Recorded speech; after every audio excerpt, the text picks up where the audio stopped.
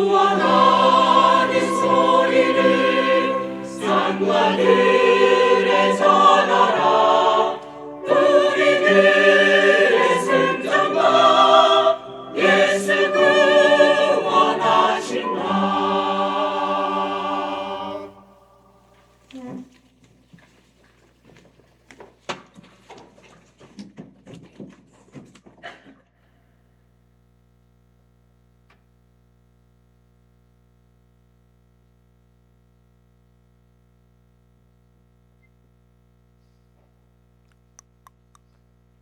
안 들리시죠? 대답을 하시네요. 들리시나요? 아, 네, 반갑습니다. 네, 저는 화성교회에서 교제하고 있는 김재형 형제라고 합니다. 어제 저녁에 와서 같이 좀 청년의 교제도 하고 이렇게 좀 오늘 이렇게 주일 아침 만나 뵙게 돼서 너무나 이렇게 좀 감사한 마음입니다. 제가 원래 고향이 김해인데요. 오래간만에 고향 근처에 오니까 공기가 좀 다르네요. 한 10년 전에 입당식 하셨죠. 17년도에 제가 한 걸로 기억을 하는데요. 그때 왔었었는데, 거의 10년이 가까이 돼서 또 이렇게 이 자리에 서게 될 줄은 제가 상상도 못 했는데요. 감회가 좀 많이 새롭고 그렇습니다. 주일의 의미가 또 우리에게 다 너무나 중요하니까요. 듣는 분들이나 또 전하는 저나 기도하는 마음으로 시간에 임했으면 좋겠습니다. 기도하고 시작하겠습니다. 사랑과 은혜가 충만하신 귀하신 우리 아버지 하나님 감사합니다. 우리를 죄에서 구원하여 주시고 하나님의 거룩한 교회 안에 우리가 부름을 받고 주님의 일을 하며 남은 인생을 가치 있고 의미 있게 살아갈 수 있도록 기회를 주심을 감사합니다. 교회를 우리가 귀하게 여기고 또 복음을 전하는 것을 삶의 목표로 삼고 주님을 기쁘시게 하는 삶을 추구하며 우리 올 한 해를 함께 열었습니다. 우리 경주교회 식구들 이 복음을 위하여 협력하고 또 실제로 복음을 전하는 교회가 되게 해주시고 내일부터 있을 또 전도 집회에도 많은 분들이 참여할 수 있도록 도와주시기를 간구드립니다.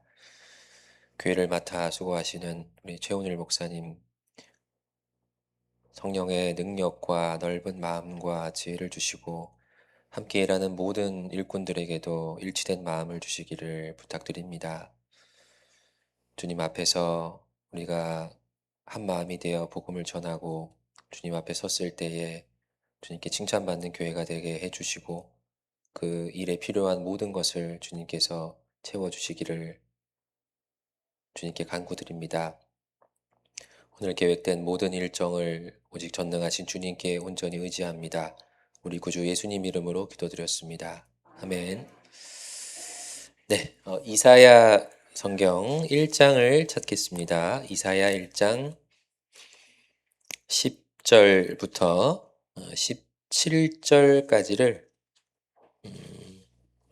10절에서 17절까지를 교독으로 읽고 오늘 말씀을 좀 상고해 보겠습니다. 이사야 1장 10절 10절을 제가 읽고 그 다음 절을 형제 자매님들이 읽으시고 17절은 같이 읽도록 하겠습니다. 10절부터 제가 읽겠습니다. 너희 소돔의 관원들아 여호와의 말씀을 들을지어다. 너희 고모라의 백성아 우리 하나님의 법에 귀를 기울일지어다.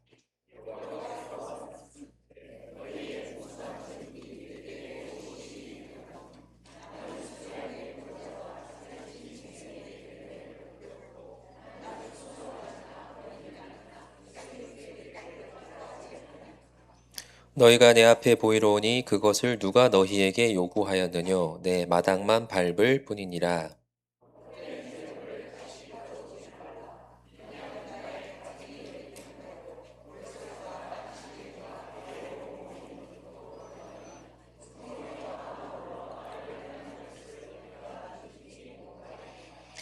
내 마음이 너희의 월삭과 정한 절기를 싫어하나니 그것이 내게 무거운 짐이라 내가 지기에 곤비하였느니라.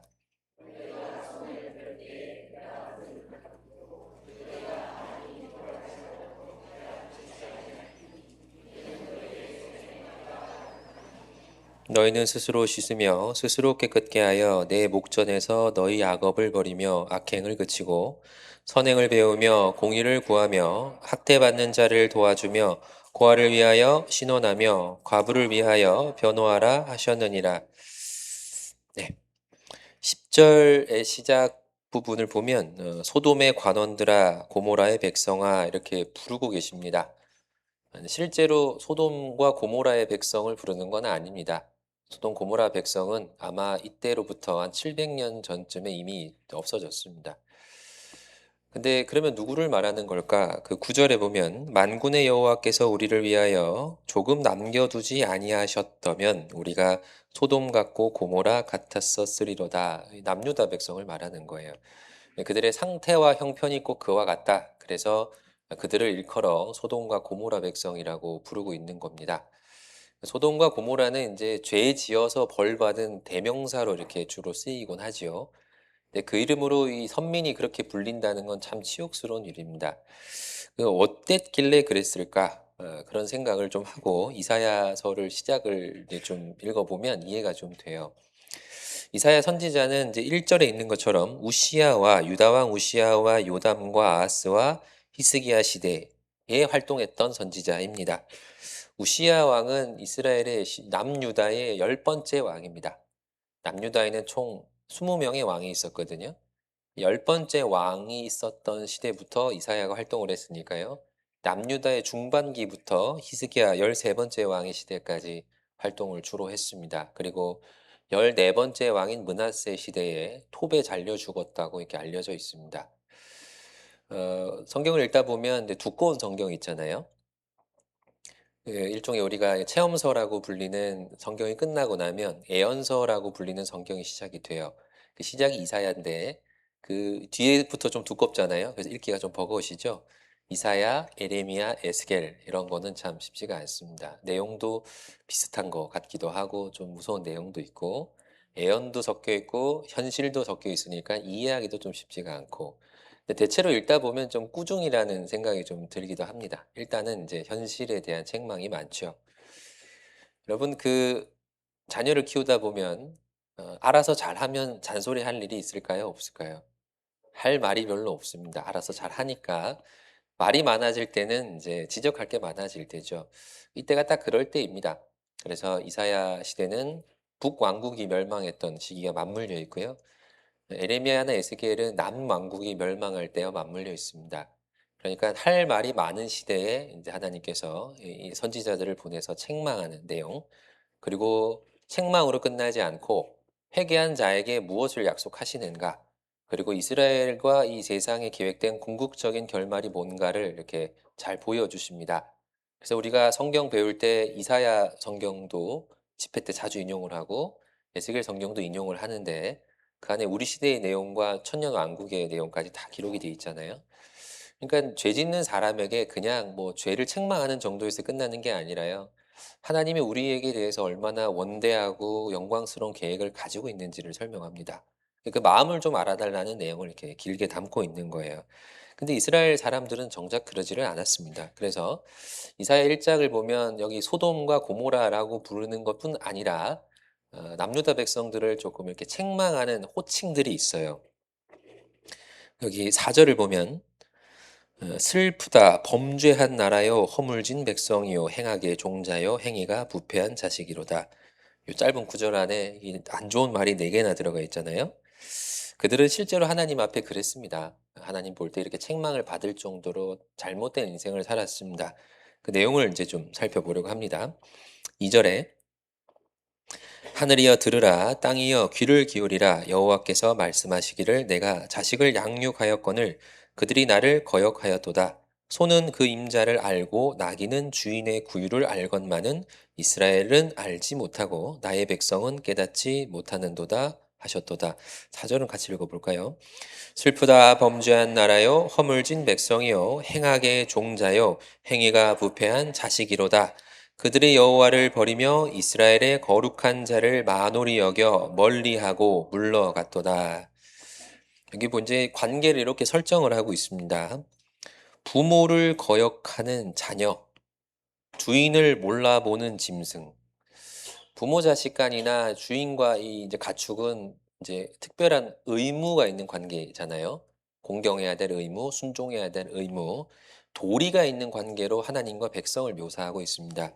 근데 이스라엘 백성은 도리를 저버린 거죠. 예, 그렇게 마땅히 해야 될 일을 하지 않는 백성으로 묘사가 되어 있는데요.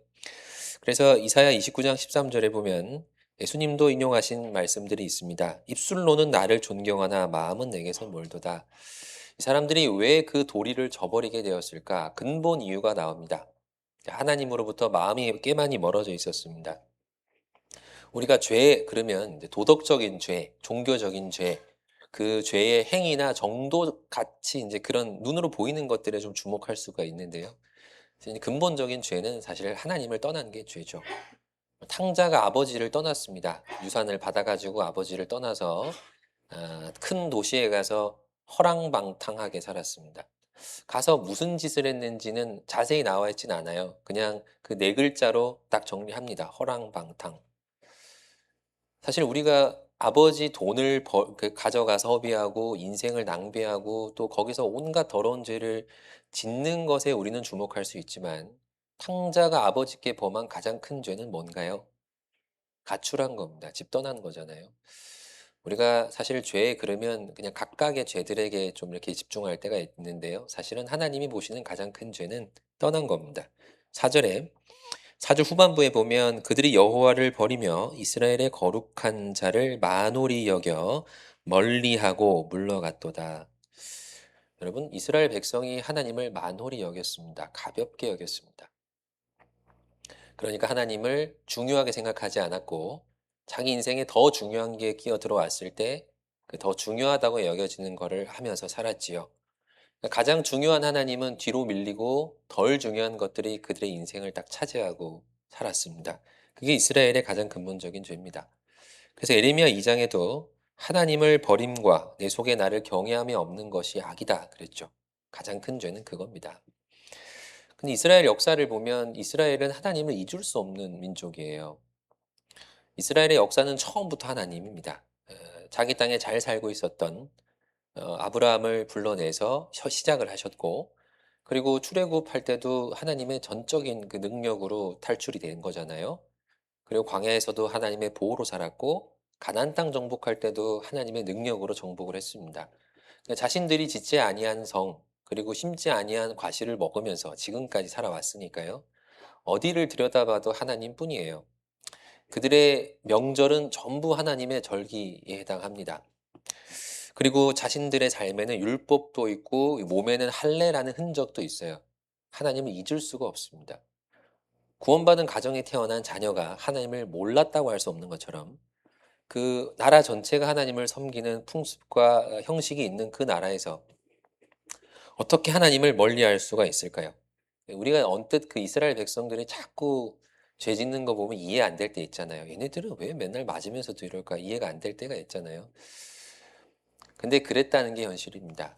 네, 그렇게 생각해 보면 좋은 환경이 꼭 좋은 신앙을 약속하는 건 아닌 것 같아요. 교회 안에도 부모님이 신앙생활 참 잘하셔도 못하는 경우가 있잖아요. 근데 혼자 신앙생활을 해도 잘하는 경우가 있습니다. 그러니까 어떤 건 불리하고 어떤 건 유리하다고 할 수 없을 것 같아요. 제가 어릴 때도 작은 교회에 있었잖아요. 교회가 작을 때 교회에 있었으니까요. 항상 큰 교회가 좀 부러웠거든요. 나도 서울 중앙교회에서 태어났으면 어떻게 됐을까? 상상을 하곤 했지만 지나고 나면 나는 손해 본 게 하나도 없다고 생각합니다. 어디나 하나님 계시고 내 마음과 이 열심이 그 하나님을 향해 있다면 장소와 관계없이 환경과 관계없이 신앙은 성장할 수 있다고 확실하게 믿고 있습니다. 그들은 좋은 환경에 있었고 하나님을 기억하고 그 하나님을 위해서 살 수 있는 기회가 많았지만 저버리고 살았습니다. 하나님이 그들을 가만히 내버려 둘 리가 없어요. 그래서 계속해서 책망하고 경고를 하셨어요. 5절에 5절부터 보면 너희가 어찌하여 매를 더 맞으려고 더욱 패역하느냐. 더 맞으려고 그랬으니까 이미 맞았다는 얘기잖아요. 온 머리는 병들었고 온 마음은 피곤하였으며 발바닥에서 머리까지 성한 곳이 없이 상한 것과 터진 것과 새로 맞은 흔적뿐이오늘 그것을 짜며 싸매며 기름으로 유하게 함을 받지 못하였도다. 너희의 땅은 황무하였고 너희의 성읍들은 불에 탔고 너희의 토지는 너희 목전에 이방인에게 삼키었으며 이방인에게 파괴됨 같이 황무하였고. 9절까지 이제 그런 내용이 나와 있습니다. 경고만 받은 게 아니라 실제로 징계받았어요. 이스라엘은 징계를 받고 그 징계를 실제로 경험하고 살아가고 있었습니다. 나라가 완성이 되고 왕정이 들어오고 그 다윗과 솔로몬 시대에 꽤나 전성기를 누렸잖아요. 근데 나라가 반쪽 났습니다. 이미 이제 그 국가적으로는 치명적인 징계를 받은 거잖아요. 근데 그 이후에도 계속 이스라엘의 왕들은 죄를 범했습니다. 그 북이스라엘의 19명의 왕은 한 명도 선하지 않았고 남유다의 왕들은 대체로 한 8명 정도가 선했다고 평가받지만 앞에 잘하고 뒤에 못하고 앞에 못하고 뒤에 잘하고 요런 사람들 빼면 한 4명 정도 되는 것 같아요. 그러니까 20명의 왕 중에 일부의 왕만 하나님을 경외했지 나머지 왕들은 뭐 북이스라엘 비슷하게 살았거든요. 그러니까 하나님이 그 기간 동안 그 나라를 점점 서서히 이렇게 쇠퇴시켜 왔습니다. 그래서 이 당대도 아수르에 의해서 꽤나 괴롭힘을 많이 당하고 있었거든요. 그러니까 안팎의 상황이 어려워질 때 솔로몬 시대 하나님께 순종했던 그 시대와 비교했을 때는 아주 형편없는 모습인데 그러면 좀 생각을 해야 되잖아요. 왜 이런 일이 벌어졌을까? 원인이 뭘까? 그러면 뭔가 잘못을 발견하고 고치고 반성하고 해야 되는데요. 여기 보면 짜며 싸매며 기름으로 유하게 함을 받지 못하였다. 못한 걸까요? 안 한 걸까요? 그러기를 원하지 않았다는 겁니다. 그리고 이스라엘은 결과적으로 멸망을 향해 막 달려가고 있었고 멸망하고 맙니다.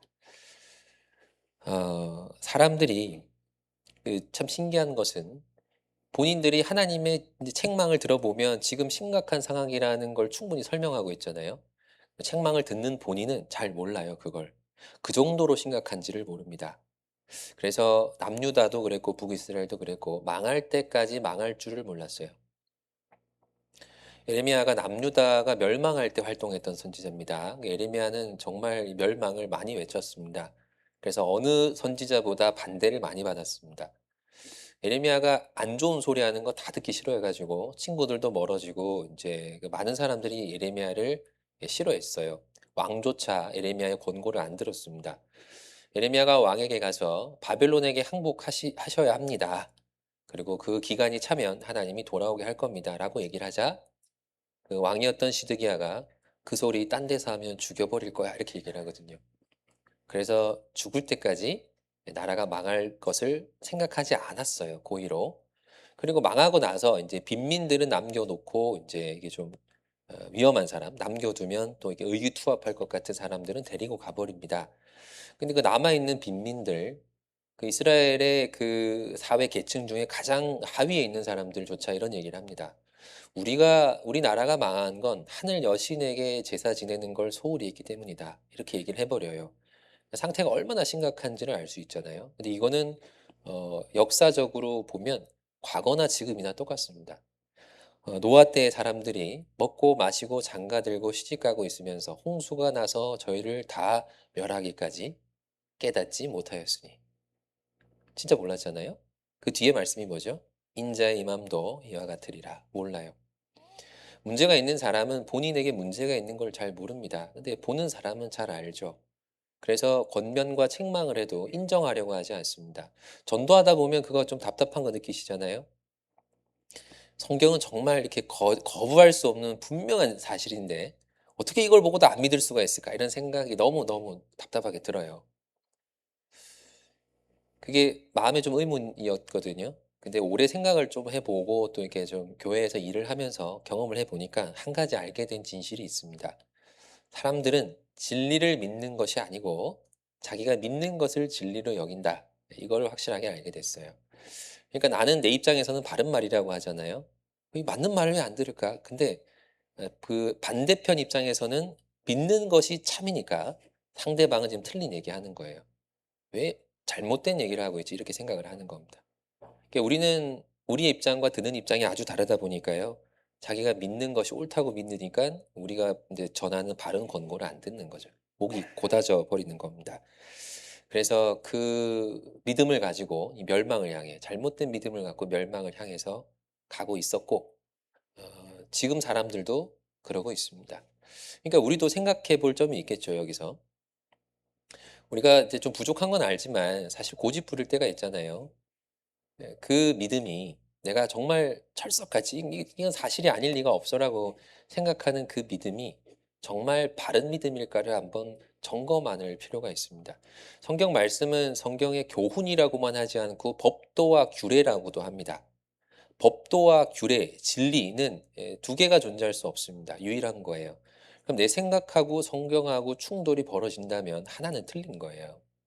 너도 맞고 나도 맞고는 요즘 세상의 논리고요. 성경은 진리가 있다는 겁니다. 근데 내가 믿는 것이 참 진리일까? 그거는 성경을 배우면서 자꾸 검토해 봐야 돼요.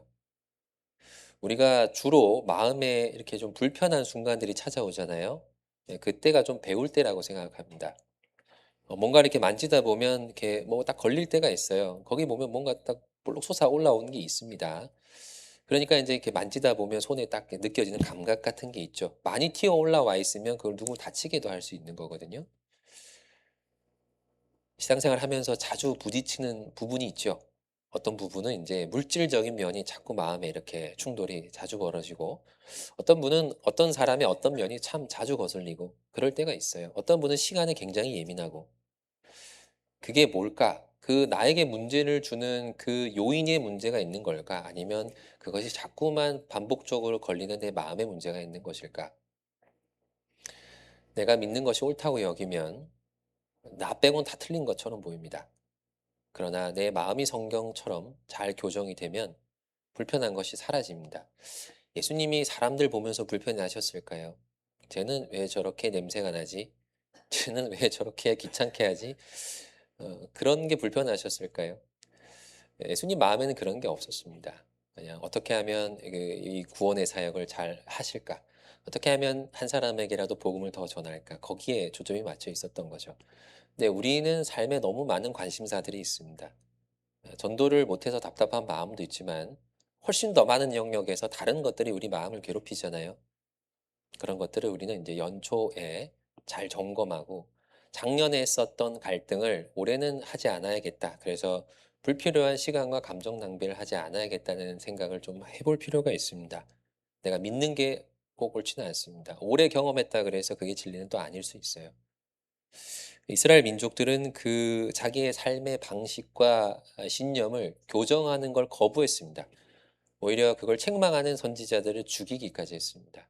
그렇게 되면 결국은 멸망을 받죠. 자주 책망을 받으면서도 목이 곧은 사람은 갑자기 패망을 당하고 피하지 못하리라.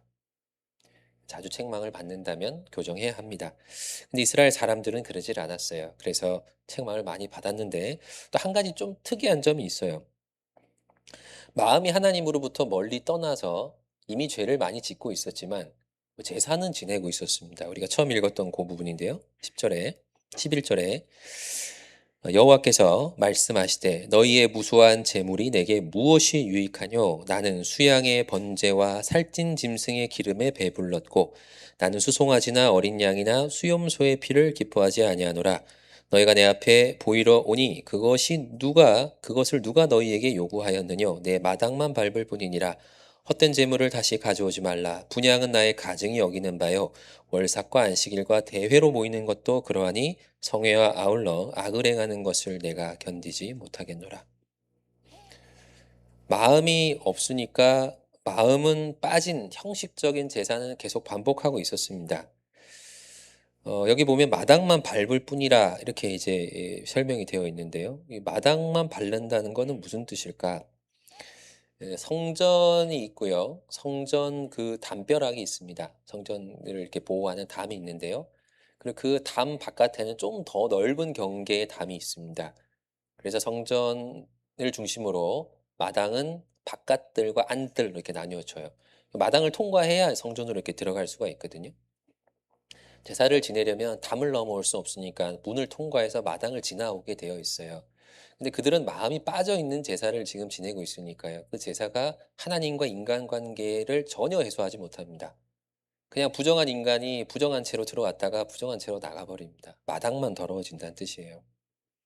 하나님이 그 행위에 대한 굉장한 모욕감을 느끼셨습니다. 이 같은 성경에 이사야 66장을 찾아보겠습니다. 이사야 66장 3절.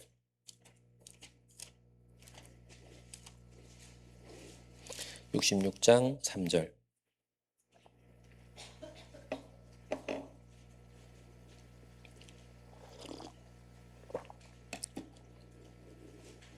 같이 읽어볼까요? 소를 잡아 드리는 것은 살인함과 다름이 없고 어린 양으로 제사를 드리는 것은 개의 목을 꺾음과 다름이 없으며 드리는 예물은 돼지 피와 다름이 없고 분향하는 것은 우상을 찬송함과 다름이 없이 하는 그들은 자기의 길을 택하며 그들의 마음은 가증한 것을 기뻐한즉. 아니, 분명히 나는 소를 잡아 드린 건데 사람 죽인 거랑 다름이 없다. 어린 양을 잡아들이는데 개의 목을 꺾은 것과 다름이 없다. 하나님 볼 때는 그렇다는 뜻입니다. 하나님은 마음이 없는 형식을 싫어하십니다. 그래서 형식만 남은 걸 이렇게 미워하시는 거예요. 형식이라는 것은 관계가 있을 때 만들어지는 결과죠. 그래서 우리는 많은 관계를 맺고 있고 그 관계를 유지하기 위한 여러 가지 형식들을 가지고 있습니다. 근데 이 관계도 이제 여러 가지 종류가 있는데 크게 두 가지로 나눌 수 있을 것 같아요. 특별한 목적이 있어가지고 생겨난 관계, 이해관계가 있는 관계. 뭐 흔히 이제 가장 흔한 예가 사장과 직원이겠죠. 고용주와 고용인. 고용주와 이제 고용된 사람, 근로자입니다. 돈 받으려고 직장 가는 거고 또 사장님은 돈 벌려고 직원 채용하는 거죠. 이 두 사람은 뭘로 얽혀 있는 관계인가요? 돈입니다. 사장님 사랑하십니까? 사장님 사랑하세요? 직원 사랑하세요? 사랑 안 해도 돼요. 사장이 좋으면 좋은 거고 안 좋아도 괜찮아요. 돈만 주면 되죠. 그런 관계는 이제 그 관계를 유지하기 위한 형식이 존재하지만 꼭 마음이 필요하진 않습니다. 슈퍼에 갔는데 직원이 친절해요. 그러면 참 좋잖아요. 아, 참 좋은 가게구나. 우리 집 앞에도 가게가 하나 있는데요. 좀 불친절합니다. 거기 아르바이트생이 쳐다보지도 않아요. 말도 안 해요. 계산은 잘합니다. 그래서 계산은 잘하니까 뭐 제가 그 물건 사러 가는 데는 아무 지장이 없어요. 근데 갔다 올 때마다 좀 불쾌한 마음은 들어요. 좀 친절했으면 좋겠다. 근데 그런 관계는 뭐 마음이 있건 없건 아무 그 관계 유지에 지장이 없어요. 하나님이 왜 이런 형식만 남은 걸 싫어하실까? 또 다른 관계가 있습니다. 애정 때문에 생겨난 관계. 가장 대표적인 예는 부부죠. 부부간은 뭐 이해관계가 있어서 이렇게 관계가 생긴 게 아니라 애정 때문에 생긴 관계입니다. 원래는 몰랐던 사람이잖아요. 그래서 지켜보니까 좀 괜찮은 사람 같아요. 그리고 가끔 만나다 보니까 자주 만나고 싶기도 하고 자주 만나다 보니까 같이 살면 얼마나 좋을까 하는 착각을 해서 결혼하는 거잖아요. 애정 때문에 여러 가지 이제 부부 사이에 지켜야 될 것들이 생겨나요. 뭐 원하는 시간에 뭐 대화도 좀 해야 되고 또 월급은 이렇게 갖다 줘야 되고 가사도 분담을 좀 하면 되고 해야 되고 아이가 생기면 육아도 좀 나눠야 되고 각종 대소사에 참여해야 되고 그 관계를 유지하는 많은 행위들이 있습니다. 그래서 이제 같이 산다는 건 참 쉬운 일은 아니잖아요. 근데 우리는 그 일을 기쁨으로 합니다. 왜냐하면 애정이 있거든요. 근데 부부 간에 애정이 빠졌다고 생각해 봐요. 내가 당신을 사랑하는 마음은 이제 없어. 그러나 하던 대로는 할게. 그러면 고마워하실까요? 집 나가라 그럴까요? 더 살 이유가 없죠. 그런 관계, 애정 때문에 생겨난 관계는 애정이 빠지면 그 관계를 유지할 이유가 없습니다. 오히려 그 형식이 더 가증해 보입니다. 사랑하지 않는데 너 생일이니까 사랑하진 않지만 꽃 사왔어. 선물 사왔어. 그러면 감사히 받으실 분 계세요? 그런 관계입니다. 하나님은 영이시니 예배하는 자가 신령과 진정으로 예배할지니라. 모든 종교는 형식입니다. 왜냐하면 다른 신은 없거든요. 그러니까 마음을 볼 신이 없으니까 그냥 요식 행위만 있어도 그 종교적인 행위는 충분히 충족돼요. 근데 하나님은 다릅니다. 하나님은 살아 있잖아요. 그리고 마음을 알잖아요. 저는 여러분 마음 모릅니다. 여러분이 서로 마음 모르죠. 반갑습니다 하는데 정말 반가워하는 건지 그냥 인사하는 건지 우리는 알 수 없어요. 표정이 좀 안 좋아서 괜찮으세요? 괜찮아요. 진짜 괜찮은 건지 괜찮은 척하는 건지 우리는 서로를 알 길이 없습니다. 그래서 사람끼리는 형식만 갖고 대해도 문제가 없는 경우가 많아요. 근데 하나님은 마음을 알잖아요. 하나님은 살아 계시니까 마음이 빠지면 형식은 오히려 더 거북한 것이 돼요. 내 마음은 오늘 어떤가 한번 생각해 볼 필요가 있습니다. 하나님이 영이시니 신령과 진정으로 예배할지니라. 신령과 진정은 이제 영과 진리란 뜻입니다. 영과 진리. 영은 성령을 말합니다. 하나님께 예배하려면 첫 번째는 구원받아야 돼요. 구원받은 사람이 하나님을 예배할 수 있습니다. 그리고 또 다른 그 다음 조건은 진리입니다. 진리 안에 있어야 하나님이 받아줘요.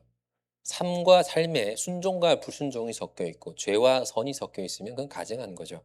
그러면서도 내가 밖에서 일주일 동안 살다 왔지만 내가 이번 주는 교회 왔잖아요. 그리고 이거는 받아주셔야죠 하고 분리해서 받아달라 그러면 받을 수가 없어요. 우리는 구원받을 때 하나님께 전부를 드리기로 마음 먹었고 하나님 역시 전부를 주셨습니다. 삶 전체가 하나님께 예배가 돼야 돼요. 여러분 재물을 드릴 때 목만 잘라 드리고 다리만 잘라 드리고 그러지는 않잖아요. 전체를 드리는 거잖아요. 예수 그리스도께서도 머리부터 발끝까지 상하셨습니다. 물과 피 전체를 흘려서 우리 대신 죽어주셨잖아요. 구원받은 이후도 온전함이 필요합니다.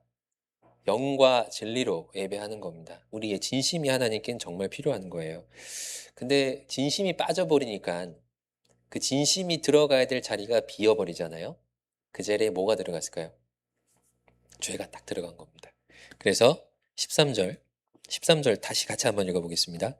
헛된 재물을 다시 죄송합니다. 이사야 1장으로 돌아가셔야 됩니다. 네. 저 혼자 돌아갔네요. 네. 이사야 1장 13절 13절 네. 다시 읽겠습니다. 헛된 재물을 다시 가져오지 말라. 분향은 나의 가증이 여기는 바요. 월삭과 안식일과 대회로 모이는 것도 그러하니 성회와 아울러 악을 행하는 것을 내가 견디지 못하겠노라. 하나님은 행위를 유지하고 있느냐를 본 게 아니라 그 행위 말고 삶의 다른 영역에 뭐가 있는지도 유심히 보신 겁니다. 성회를 지키고 해야 할 일을 하는 거는 그거는 하고 있지만 그것과 더불어 아울러 뭐가 섞여 있는지를 더 유심히 보시는 거예요. 열왕기하 17장 33절에 보면 아하스 왕 시대의 백성들의 상태를 보여줍니다. 저희가 여호와도 경외하고 어디서부터 옮겨왔든지 그 민족의 풍속대로 자기의 신들도 섬겼더라. 이사야 활동했던 그 시대 상입니다. 하나님도 섬기고 다른 것도 섬겼다. 많은 것들이 섞여 있었다. 성경에 섞지 말란 말 많죠. 두 종자를 섞어 부르지 마라. 양털과 배실을 섞어 짜지 마라. 믿는 자와 안 믿는 자가 서로 같이 멍에 매지 마라. 섞는 게 나쁜 겁니다. 근데 우리가 살다 보면 이제 합리화할 때 있잖아요. 사실 뭐 절대선은 하나님밖에 없어요. 인간이 절대선할 수는 없습니다. 그렇다고 절대악도 없어요. 인간은 절대악이 아니에요. 절대악은 마귀와 귀신밖에 없어요. 그러니까 우리는 비율이 좀 다른 거지 덜 죄인 더 죄인 뭐 요 정도 차이인 거죠. 근데 어쩔 수 없는 거하고 의도적인 건 좀 많이 차이가 납니다. 제가 이제 좀 관찰을 해 보니까요. 선하게 살려고 노력하는 사람일수록 자기가 선하다고 하지 않아요. 그 스님들 보셔요. 그 절에 가서 이렇게 산에서 돌을 닦으시지만 항상 고민이 뭡니까? 업보가 고민이잖아요. 저기서 뭔 죄를 지을까 싶지만 항상 죄가 마음에 눌려 있습니다. 근데 보통 사람들이 오히려 자기 선하다 그래요. 저도 얼마 전에 어떤 분과 이제 상담을 하면서 죄가 있으신가요? 하나님 앞에 서시면 죄인일까요? 의인일까요? 그러니까 의인이지요. 그러시더라고요. 왜요? 이랬더니 죄를 지은 적이 없어요. 그렇게 얘기하셨어요. 한 15분 만에 죄인임을 인정하셨지만 평소에 생각이 그랬던 거예요. '내가 뭔 죄가 있어? 이 정도도 죄야?' 이렇게 생각하고 산 거죠. 물론 우리가 이제 객관적으로 보면 잘못하는 것도 있어요. 근데 잘못을 위주로 하고 사는 사람들은 잘한 것을 이렇게 크게 보려고 합니다. 그래도 내가 이런 것도 하고 저런 것도 하고 이런 것도 하니까 잘못하고 사는 것 정도는 봐주겠지 합리화하는 거죠. 우리가 잘하는 것도 있고 잘못하는 것도 분명히 있습니다. 잘하려고 애를 쓸수록 그 얼마 안 남은 잘못한 것도 해결하고 싶은 마음이 들어요. 그게 커 보입니다. 근데 우리 마음이 악한 면이 있거든요. 불순종하고 살면 그래도 하고 있잖아 이런 마음이 들어요. 내가 교회를 안 가, 헌금을 안 해, 교제를 안 가, 봉사를 안 해, 다 하잖아. 그러니까 자기가 짓고 잘못하고 있는 거를 자꾸 잘하고 있는 것을 들여다보면서 합리화하고 있는 거죠. 이 사람들하고 똑같습니다. 우리가 절기를 안 지킵니까? 제사를 안 지냅니까? 할례를 안 합니까? 다 하잖아요. 그 마음 하나 없는 것 같고 뭐 그렇게 뭐라고 하십니까? 요런 마음이었던 것 같아요. 그것이 하나님 볼 때는 가장 견디기 힘든 거였습니다. 여러분 형식이 없는 시절도 있었어요, 이스라엘 백성에게. 근데 그때도 하나님은 그 형식 없는 걸 문제 삼지는 않았어요. 마음만 있으면 충분했습니다. 우리도 애정만 있으면 살 수 있잖아요. 그러나 다 있어도 마음이 없으면 그만큼 불편한 게 없어요. 이스라엘 백성은 마음이 없어져 버렸습니다.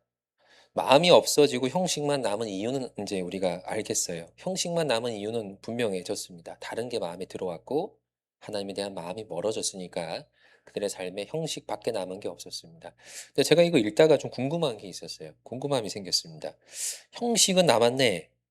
형식이 남았네. 마음이 없으니.' 요건 알겠는데 '마음이 없으면 형식도 버리면 되지 않는가?' 요런 생각이 문득 들더라고요.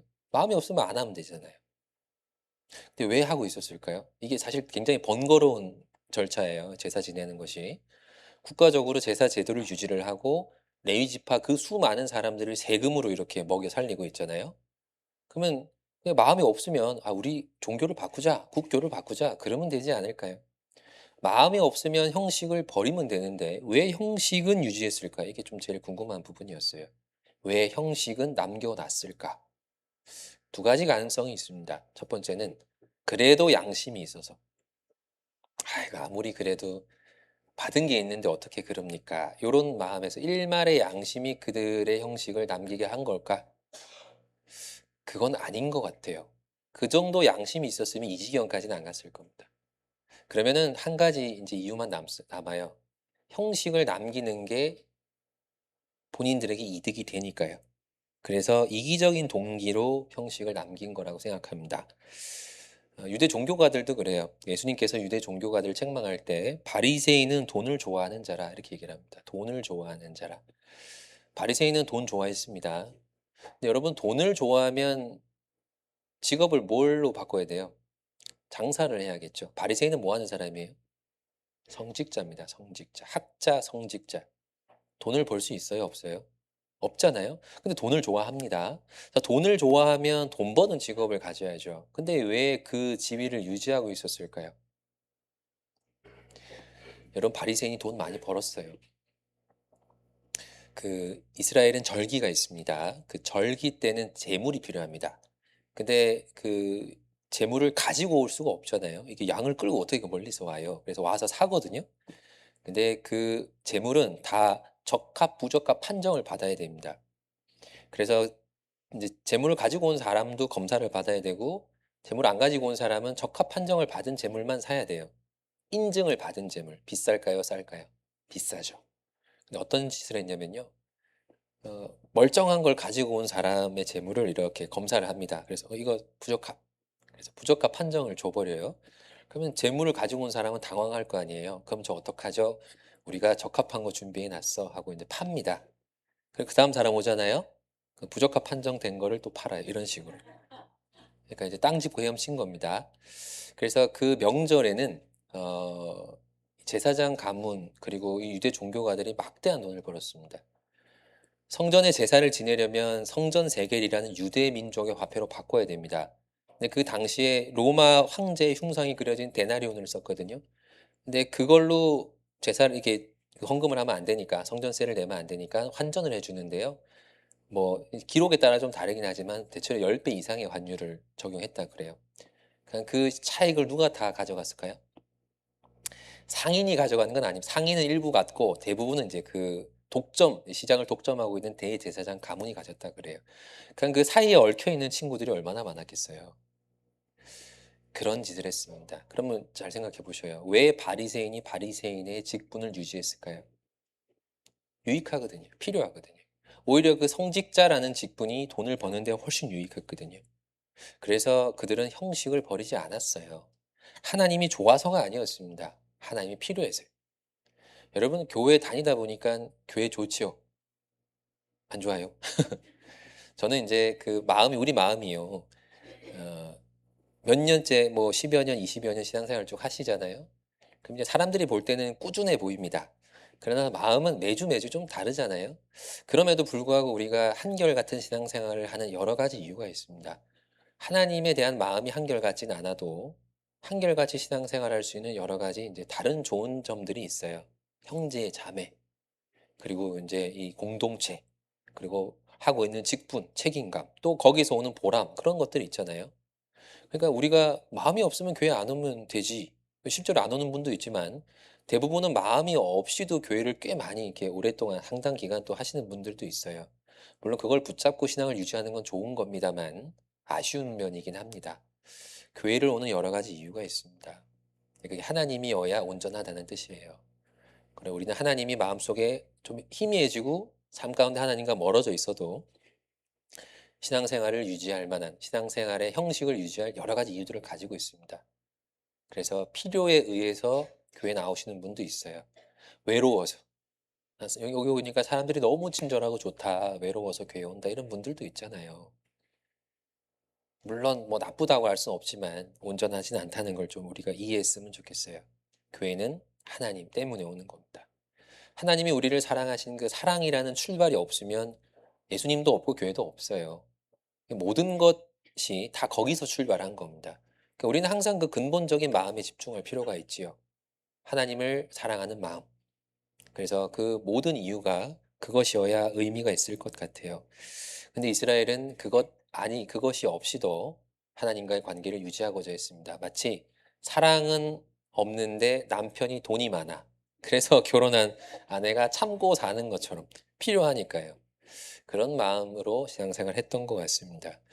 요즘에도 그런 사람들 많지요. 내가 하나님 뜻대로 살긴 싫은데 천국은 가고 싶어요. 그래서 주일날만 교회를 딱 옵니다. 뭐라고 불러요? 썬데이 크리스찬이라 부르잖아요. 안 오면 되지. 왜 교회를 굳이 올까요? 이제 보통의 교인들이 천국은 가고 싶은 마음이 있어요. 하나님은 부정할 수 없고 하나님이 주시는 것은 세상에서 얻을 수 없어요. 그건 얻어야겠어요. 근데 세상이 주는 만족은 또 너무 좋아요. 적당히 하는 겁니다. 두 개 다. 이것을 양다리라고도 하고 두 마음이라고도 합니다. 성경에 두 마음을 가진 사람은 항상 책망받습니다. 마음속에 두 주인이 있는 경우도 늘 책망받습니다. 여러분, 우리 마음에는 두 주인이 있을 수 있습니다. 하나님이 빠지면 항상 그 자리에는 뭔가가 차지하게 되어 있어요. 세상 살이 하는 거 힘들지만 즐거운 면도 있지요. 그 이스라엘 사람들이 계속 바알 섬기고 우상 숭배하잖아요. 근데 하나님이 이제 어떤 극적인 사건을 통해서 내가 참 하나님이다. 나 외에 다른 이가 없다는 걸 일깨워 주면 일시적으로 또 하나님만 섬기기도 합니다. 그러나 시간이 또 지나면 또 바알 섬기고 우상 숭배합니다.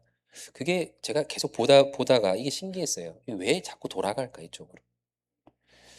바알과 아세라가요 단지 종교가 아니에요. 바알과 아세라는 인간의 욕구를 장려하는 신입니다.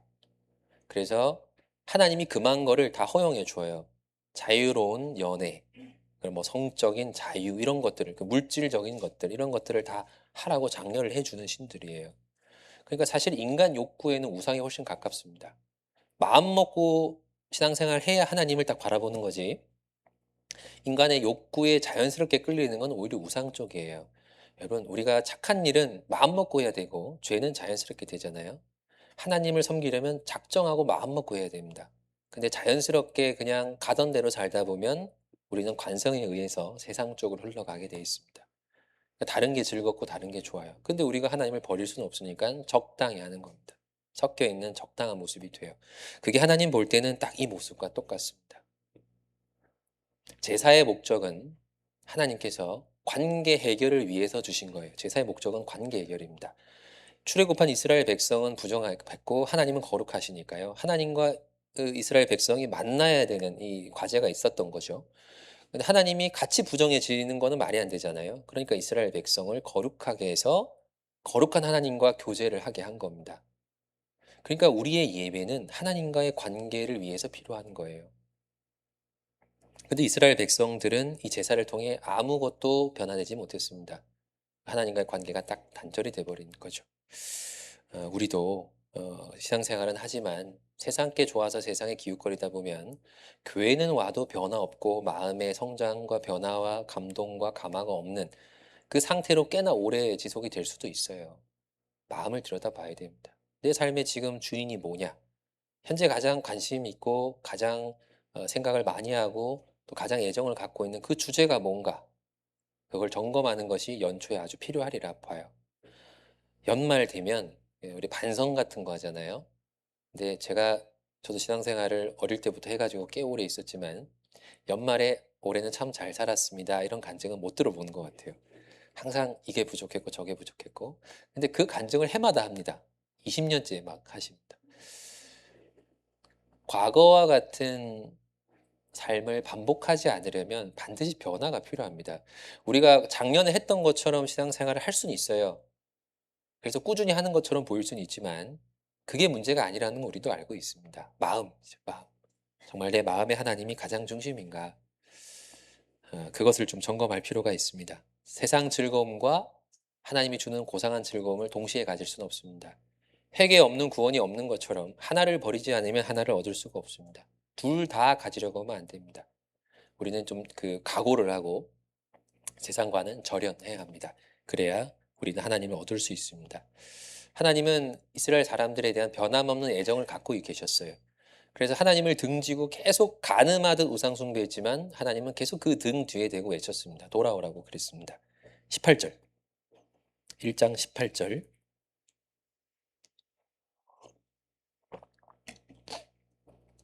1장 18절을 같이 읽어보겠습니다.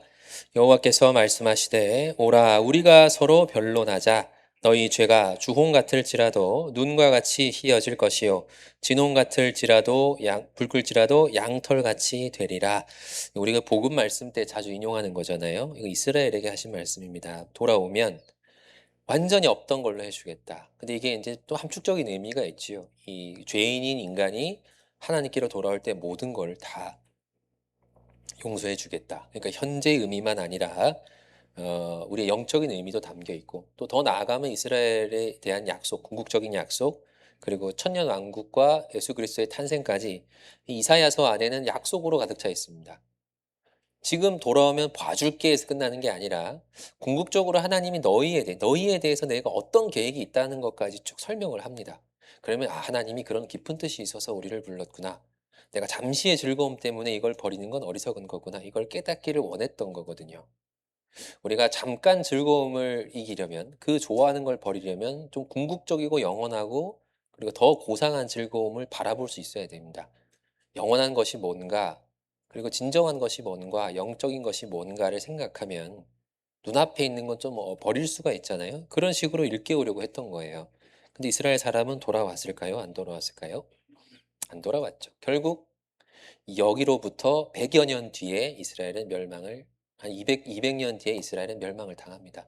계속 내리막을 향해 갑니다. 히스기야 이후에 아몬, 요시야, 여호야스, 여호야김, 여호야긴, 시드기야 이 20번째 왕에 이르기까지 그때부터는 정말 본격적인 내리막을 타요. 그래서 이스라엘은 남유다는 없어져 버립니다.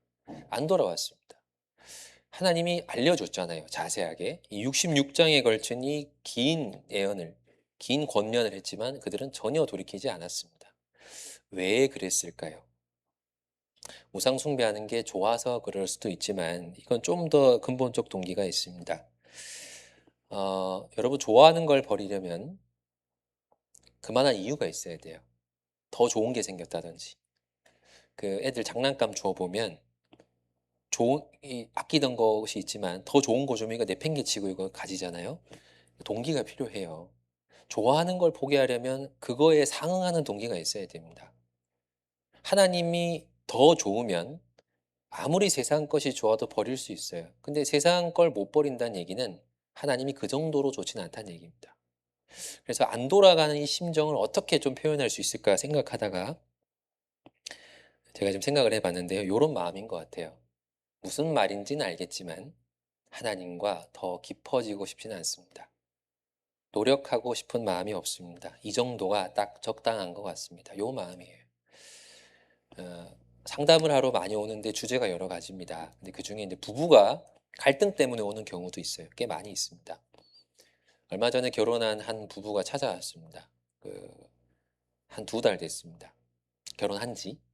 좋을 때잖아요. 근데 교제할 때 그런 얘기 하더라고요.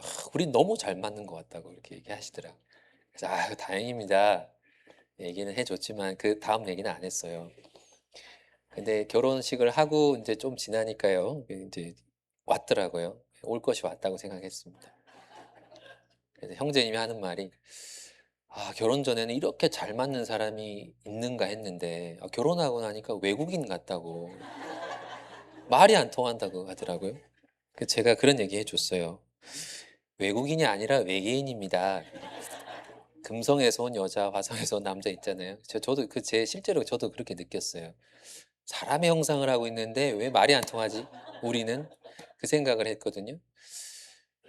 근데 그게 사랑하고 싶은데 대화가 안 되니까 너무 괴롭더라고요.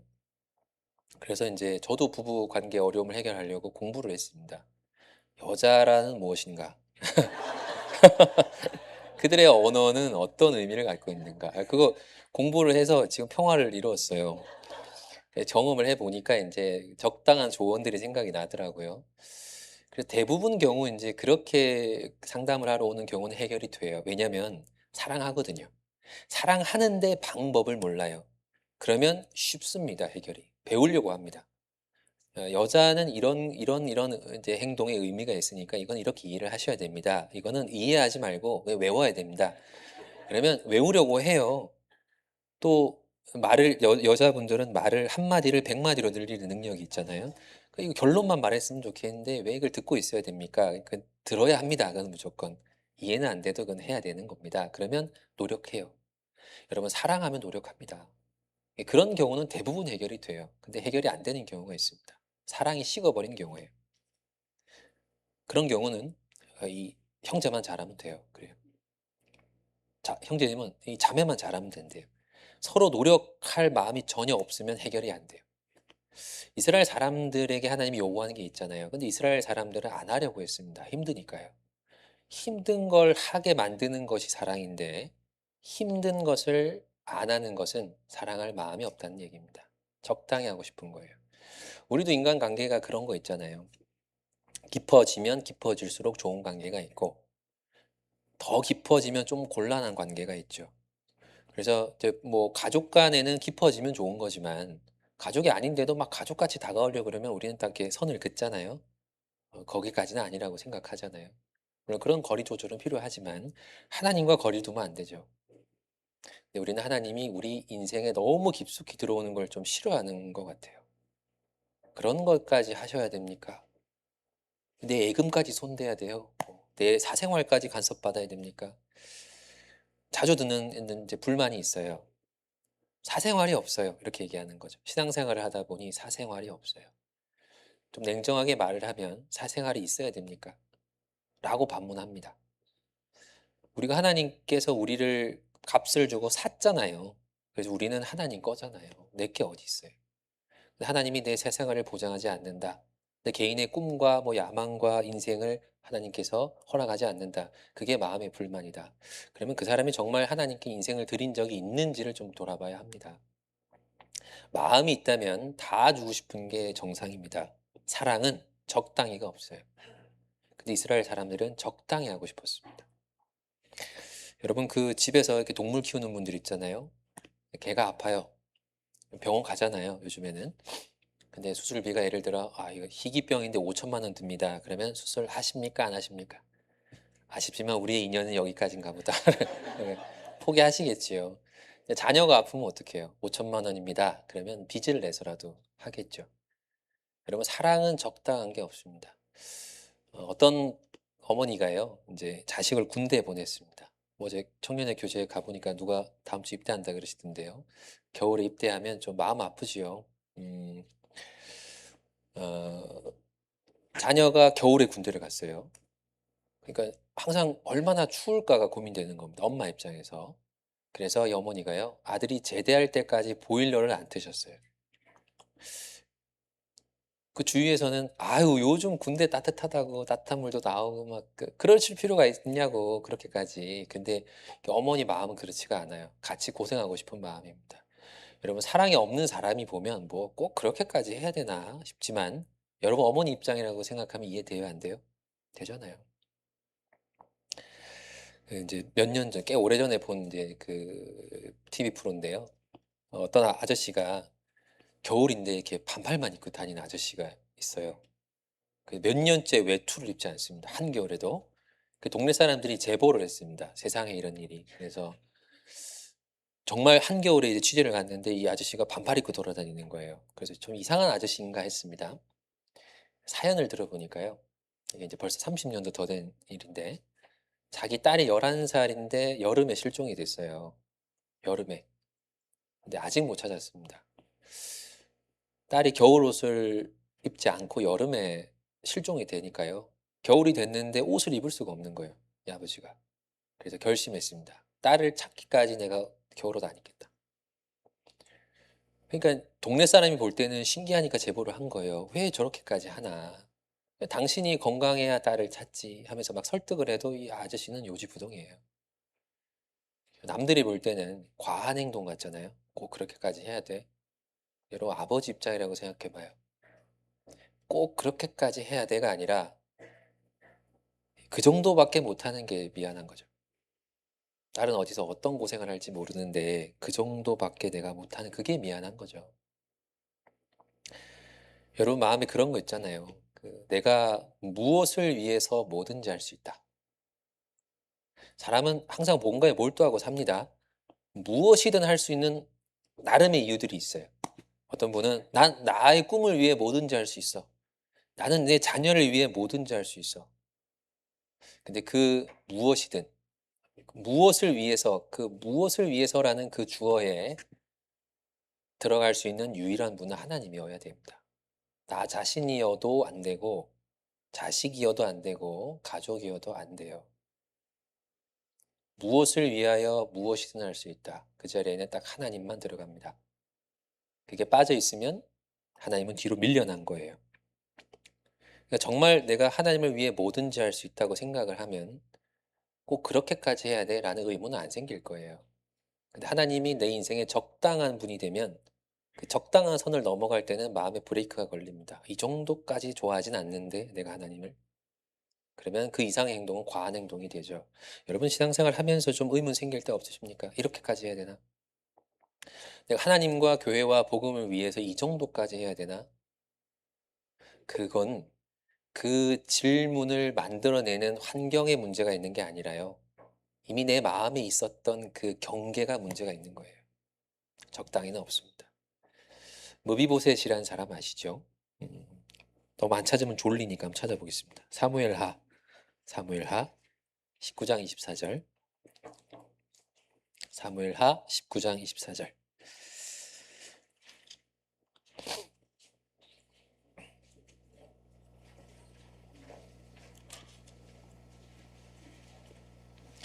(19장 24절) 같이 사무엘하 구약성경 496페이지입니다. 사무엘하 19장 24절입니다.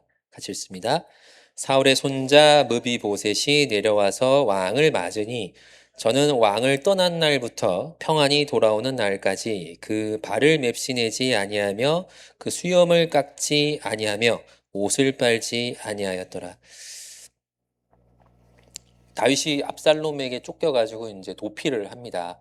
그리고 이제 압살롬의 반역이 이렇게 진압이 되고 왕궁으로 복귀하고 있는 상황입니다.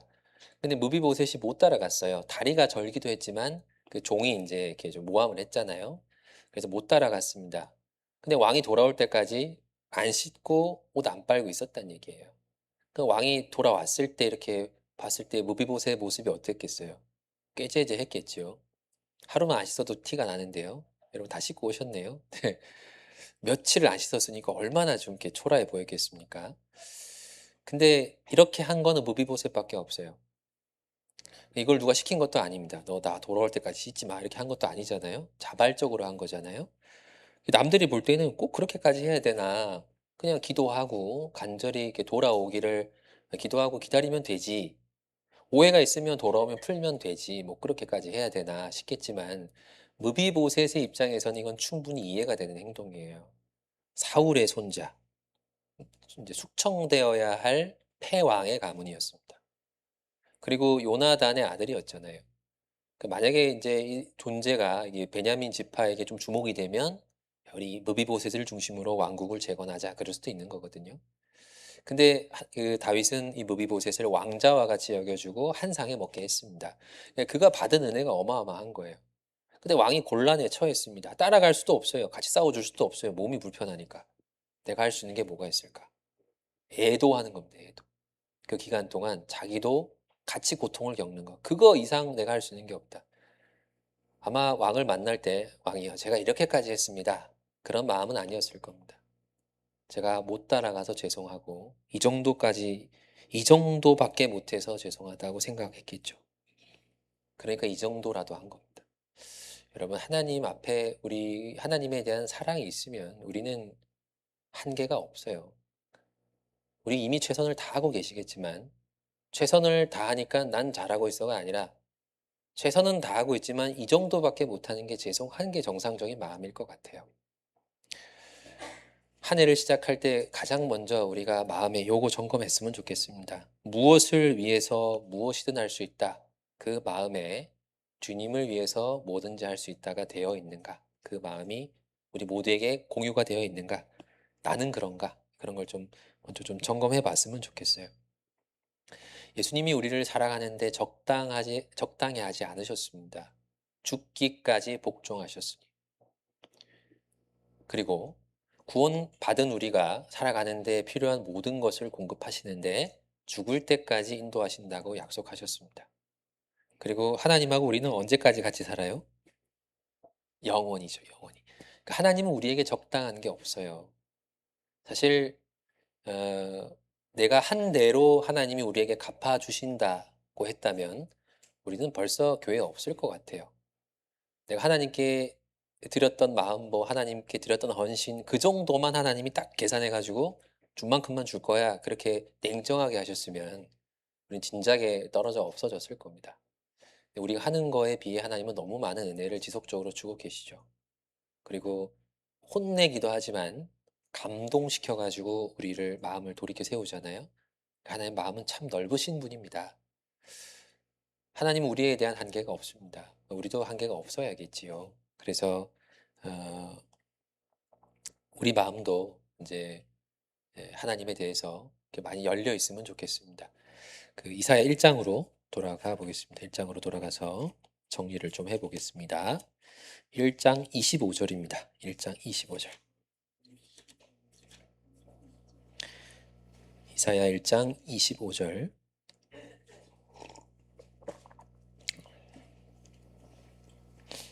25절부터 27절까지 석절인데요. 천천히 같이 읽어보겠습니다. 내가 또 나의 손을 내게 돌려 너의 찢기를 온전히 청결하여 버리며 너희 혼잣물을 다 제하여 버리고 내가 너희 사사들을 처음과 같이 너희 모사들을 본래와 같이 회복할 것이라. 그리한 후에 내가 의의 성읍이라 신실한 고울이라 칭함이 되리라 하셨나니 시온은 공평으로 구속이 되고 그 귀정한 자는 의로 구속이 되리라. 자, 앞부분은 책망하시지만 뒤에는 자꾸 돌아오라 그러죠. 25절에 내가 나의 손을 돌려라고 했는데 돌려의 나나주가 있습니다. 대요. 손을 댄다는 얘기예요. 하나님이 돌아온 사람에게 손을 대고 찢기를 온전히 청결하게 혼합물을 완전히 제거하게. 왜냐하면 22절에 보면 내 은은 찢기가 되었고 내 포도주에 물이 섞였다. 섞인 게 있거든요. 근데 하나님께서 손을 대서 그 섞여 있는 것, 더러운 거를 완전히 없애주겠다. 그래서 귀정한 자는 의로 구속이 되리라. 회복시켜 주겠다.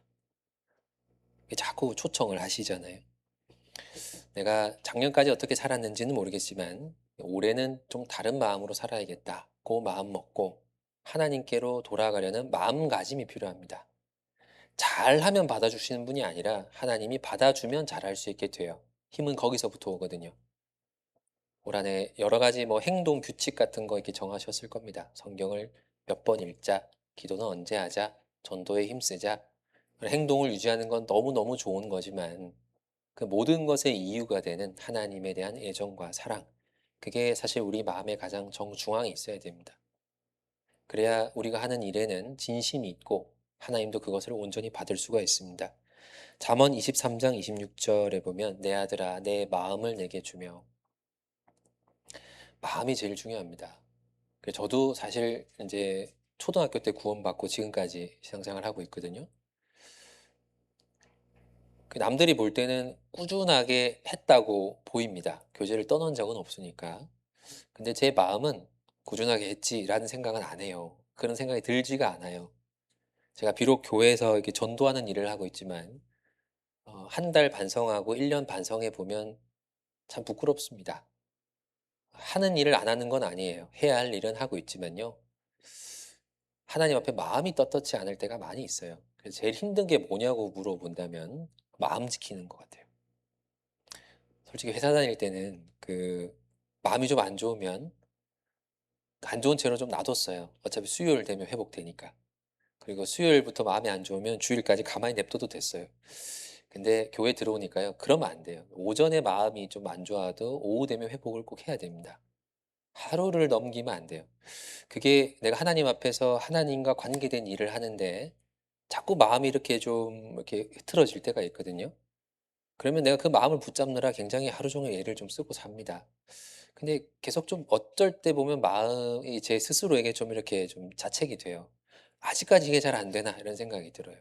'하나님을 사랑하고 하나님을 위해서 뭐든지 해야겠다.' 그런 결심은 정말 수차례 했지만 또 어떨 때 보면 제가 다른 데 한눈 팔고 있을 때가 많이 있거든요. 그래서 제가 마음 붙잡는 게 너무나 어렵습니다. 하나님은 근데 그걸 요구하시는 것 같아요. 습관화된 종교적인 행동 말고 정말 내가 애를 쓰고 그 의지를 갖고 힘써야 할 수 있는 것. 하나님께 마음을 두고 하나님을 진정으로 사랑하고 또 그 중심으로 뭔가를 기쁜 마음으로 하는 것. 그걸 진짜 원하실 것 같습니다. 그 마음이 있다면 좀 행동이 어설픈 건 괜찮아요. 마음만 느껴지면 돼요. 저도 애들이 아직 어리거든요. 그 애들이 마음을 가끔 표현합니다. 요상한 걸 만들어 와요. 글도 이렇게 삐뚤삐뚤하고 얼마 전에 저기 과자를 집에서 만들었는데요. 아빠를 만들었어요 하고 가져왔어요. 초코 쿠키인데 목이 부러졌어요 이렇게.